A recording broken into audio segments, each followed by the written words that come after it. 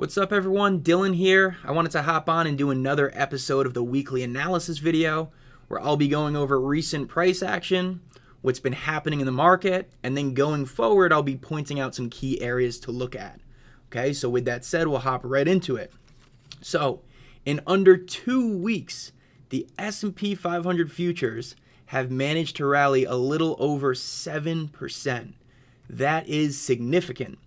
In fact, I have some fun facts for you guys to kind of understand how significant that is. So ES had its largest green streak since October of 2021, right? That's over 2 years. As of yesterday, ES managed to rally 8 days in a row, which has only been done 34 times since 1950. On top of that, this was yesterday, QQQ was up 9 days in a row, which is also very, very rare. Okay, so what caused that massive rally? Okay, I'm gonna kind of give you these, facts just rapid fire instead of, going into them. So these are some of the things that caused that massive rally, right?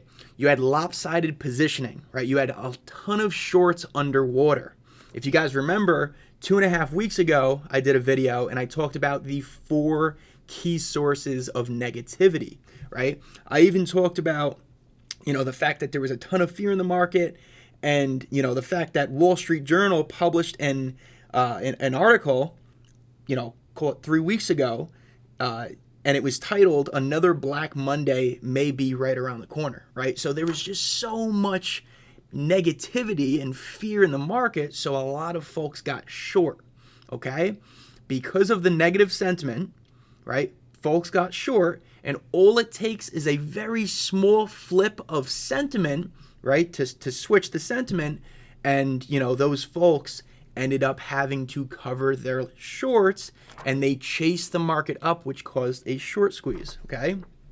Also, you had yields, 10-year yields rolling over after hitting 5%, which I had called out before it happened. You also had the bonds bouncing, right? TLT hit my 82.6 level, right? And it bounced as much as 9%, I believe. If we go from the bottom of there, not necessarily 9%, but it managed to rally upwards of 8.5% from that 82.60 level. So that also caused, some relief in the S&P. We also had de-escalation of the geopolitical tensions. We had better than feared earnings, right? From the week of October 23rd to the 27th, we had, this big drop here, right? Mainly because of poor tech earnings out of, say, Google and Meta, right? So the following week had better than feared earnings, right? The bar was set very, very low. So the fact that the next week, aka last week and this week, had slightly better earnings, that caused a nice rally in the market as well, okay? Also, CPIs from Germany and the full EU both fell short of expectations. We had the manufacturing ISM and the jobs report both reflect a noticeable cooling in momentum. So from the jobs report this past Friday, right, the U.S. economy added 150,000 jobs in October, right, which was below the street's 180K forecast. And this is the kicker here. This is the big one right here. Okay? So in September, the jobs report came out with and added 336,000. Okay? So the fact that October was less than half, that was a big deal for the jobs market. Okay? Also, it came out 100,000 less than the 12-month average of 258,000 U.S. jobs being added. So, that was a big one. Excuse that phone. I'm in my office. Also, the Treasury refunding announcement caused a rally in the S&P as well.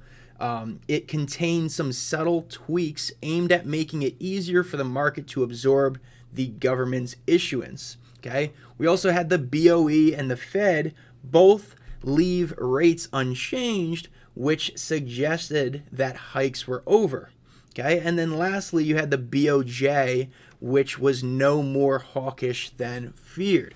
Okay, so those are just some bulleted points as to why the market managed to have this nice rally over the last 2 weeks. Okay, like I said, I'm not going to get into details on those because this video would be 2 hours long, but I just wanted to point out the significance of it and also why sentiment changed. Okay, and because the sentiment happened to change, anyone that was underwater in shorts had to, get squeezed out. They had to stop out of their position. They had to chase the market as it ripped higher, and it caused a short squeeze. Okay, so I wanted to talk about some key technical areas going forward. Okay, so let's start out with this NQ trend line. Okay, so this trend line is very, very important, as you could see. Okay, so we have this trend line that acted as key resistance multiple times, right? You had the high in July, you had the high in September, also a lower high in September, and then again the highs from October. Once that broke out, it had a nice rally higher. So you could see if I go to a 4-hour chart, once it broke above, the NASDAQ managed to rally upwards of 1.5%. So going forward, the bulls are probably going to want to defend that. So look at that trend line on the retest. If price continues to pull back as it did today, watch for that general area to see if bulls step in. If the bulls cannot defend that area, you may see, or it's probably going to be seen that the bears see more momentum to the downside. So definitely keep an eye on that trend line. The rule of thumb is that previous resistance, right, strong resistance, once it's broken above, should then become support on the retest. So that's a very, very important level to look out for. Okay, S&P, we also have the 4420 level. Okay, this did not get hit this week, but I wanted to show the importance of it. All right, I'm just going to do 4421. You could see numerous times this level once acted as the neckline for the head and shoulders pattern that we had that ended up breaking down in late September, right? So this was key support multiple times, okay? And then once, like I just said, the rule of thumb is that resistance should become support on the retest, and then vice versa. Once you have key support, right, you have the breakdown, and then going forward, that previous support should then become resistance, like you saw right here. Okay, so that was key resistance after the breakdown managed to have a relief bounce, and that was the top before it rolled over to new lows in 2023. So going forward, that 4420 area is very, very important. Okay, you also have US 500 hit resistance the last 2 days. So if I draw that line, right, it lines up with 43.94. You could clearly see this was a double top resistance from back in mid-October, and that is exactly where the S&P hit the last 2 days, and the bulls could not manage to break above that or sustain value near there, and as a result, the market came off.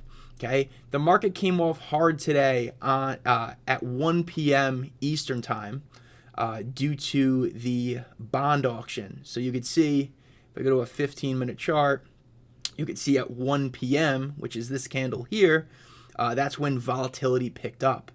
Okay, you could also see the yields, right, the 10-year Treasury note yield also rose at 1 p.m. as well. And TLT, the bonds, came off at 1 p.m. So the whole bond auction, there was news that flipped sentiment there, and as a result, the S&P came off on that news, okay? But you could clearly see that price preceded news, considering the SPX cash index managed to rally up to that resistance, and that is where it topped out at before the news came out. Okay, so definitely keep an eye on that as well. Going forward, we have the Dow Jones as well. The Dow Jones hit resistance as well, right? This previous swing high from the October 17th highs before it, managed to drop. How much did this drop? It dropped over 5% from the mid-October highs to the end of October lows, and that's exactly where price rejected at yesterday. Okay, so keep an eye on 34,305 in the Dow Jones as well. So you could clearly see after this massive rally, you had NASDAQ, or not necessarily the NASDAQ, but the Dow Jones and the S&P 500 come up to areas of resistance where bears have defended so far. Okay, so going forward, if we were to bounce, you want to keep an eye on those two areas of resistance. Okay, so in terms of places to look at going forward, to kind of watch for a bounce. Okay, so this is I'm going to show you guys that right now. So SPY has a very, very, very important area, okay? The reason this is so important is because it's got a ton of confluence, right? When I say confluence, I'm just talking about overlapping context, okay? So to show you guys this, I wanted to go over a few things. First off, you have the 50% fib, okay? Usually when you have a steep trend, up or down, it doesn't matter, the bulls in this case, right, because the trend is steeply skewed to the upside, the bulls will try their best to defend that 50% retracement, right, which is literally just halfway between the low and the high of that steep trend. Okay, so that sits at 423.84. I'm just going to draw that like this. 423.84. We'll name it 50%. Okay, so we'll get rid of this. So you have 423.84, right? You also have a gap fill down there. You have a gap fill sitting at 423.50. Okay, so that 30-cent area is very important. Okay, on top of that, you also have the 200-day moving average. Okay, so with that said, you see how three pieces of context all lines up. Okay, the more context you have in a certain area, the more likely it's going to work. Okay, so with that said, going forward, if the S&P manages to come off another 2%, right, 2.2%, that is a key area for bulls to defend. Very, very, very important. Okay, so definitely keep an eye on that. It also has a gap fill here as well. So, you might see something like this where SPY comes down here, fills the first gap fill. Maybe you see some type of a relief bounce, and then the bears are going to want to defend this previous high that we made today. And then, you might see something like this where it comes down from there. Just making something up. That's just a hypothetical scenario. I'm not saying that that's what I'm leaning towards. I'm just saying if it were to happen, right, if you wanted to get short after that relief bounce, that can be a good target down here where the bulls are probably going to try their best to defend. Okay.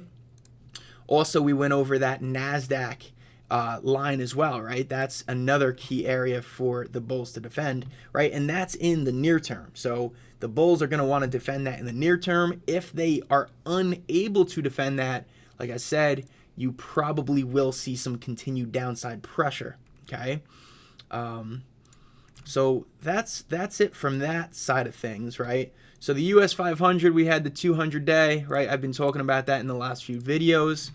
That's another area that we just went over on SPY. That lines up with that same area. So you could look at SPY, right, that general area, or you could look at US 500, which is basically around the same point. Whatever you want to look at, it's the same index. So they represent basically the same thing. Okay. So another thing I talked about last week was the fact that Nvidia was testing its key $400 psychological hold level, right? And I said if that breaches in the near term, right, in the next month, the market, the overall market, is likely going to continue lower. Since I talked, it managed to rally 20% higher as of the high from today. And as a result, the overall market continued higher as well. So definitely continue keeping an eye on the enormous 8 that I went over last video. And if those 8 names start to really slip, the overall market should as well. So nothing changes on that front. But that's it for me tonight. Hopefully this video was helpful. I'll hop on again next week, and we'll go over, stuff then as well. So as always, your feedback is very appreciated, and it helps me understand what you guys want, right? Feel free to give me some advice in the comments, right? What do you guys want to see more of? What do you want to see less of? So on and so forth. So that's it. Peace.